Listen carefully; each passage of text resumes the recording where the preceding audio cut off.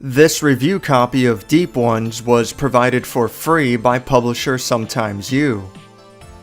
For the past decade or so, the pixel art aesthetic has been really popular, even when it's not particularly warranted. However, few modern games take an art style as far back as the older home computers of the 80s, like the ZX Spectrum, and this was definitely what caught my eye with Deep Ones. It's an underwater platformer with undead pirates and deep-sea creatures, out to stop your every move as you attempt to recover your submarine that has been absconded by a giant, malevolent octopus. As is the usual story with my reviews lately, there isn't enough here to justify a purchase. The gameplay and level design are too simplistic, and the presentation isn't enough to carry the game very far. The graphics are quite good, at least in terms of emulating the style that this was going for.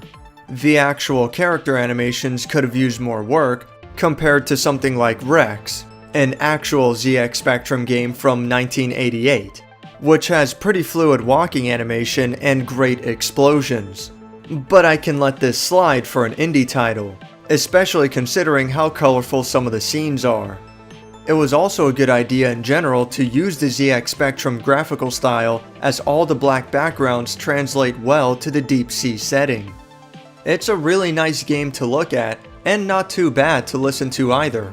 Sound effects are repetitive and get annoying, but the music is atmospheric. It sends that creepy tone that you're entering a dark alien space that could be very dangerous.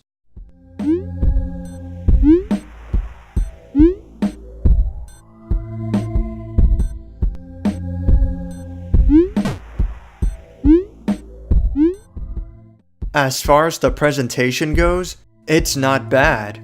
Sadly, that's about all I have to say on the positives. There's not much else to this game. Walking around and jumping is really slow, basic, and most of the enemies do not pose any kind of a threat. Oh no, watch out for those crabs.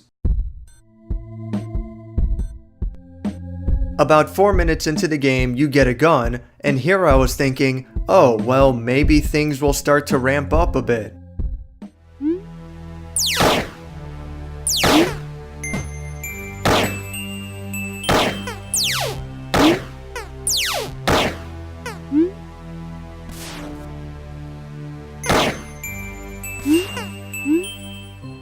This is dreadful. The fire rate could not possibly be any slower. Eventually, the gun is traded for a sword, and this weapon is a lot more interesting thanks to a dash ability. But the sword is swung about as fast as the gun is fired, so it's still not a whole lot of fun. It doesn't matter much anyway, since the game will swap back and forth between them as the story progresses, so you can either be bored up close or at range. The boss fights require basic pattern recognition, nothing special, and there are a few chase sequences.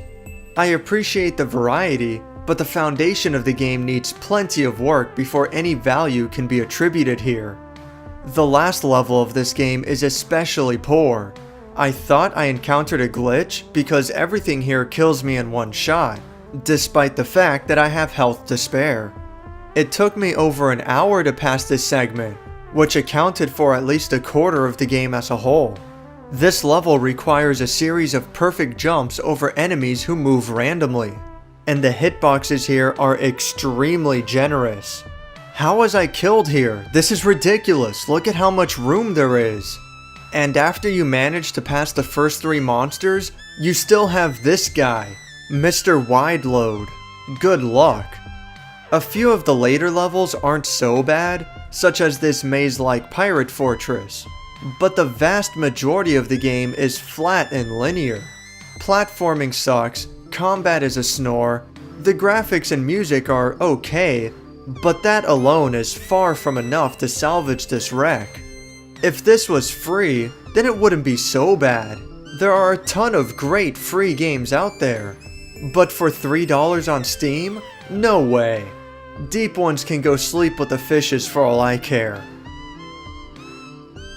Thank you for watching my review. Deep Ones is scheduled to release on the PlayStation 4 April 11th. If you would like to be updated on my future videos, you can subscribe to my YouTube channel, follow me on Twitter, or check out my page on Critic.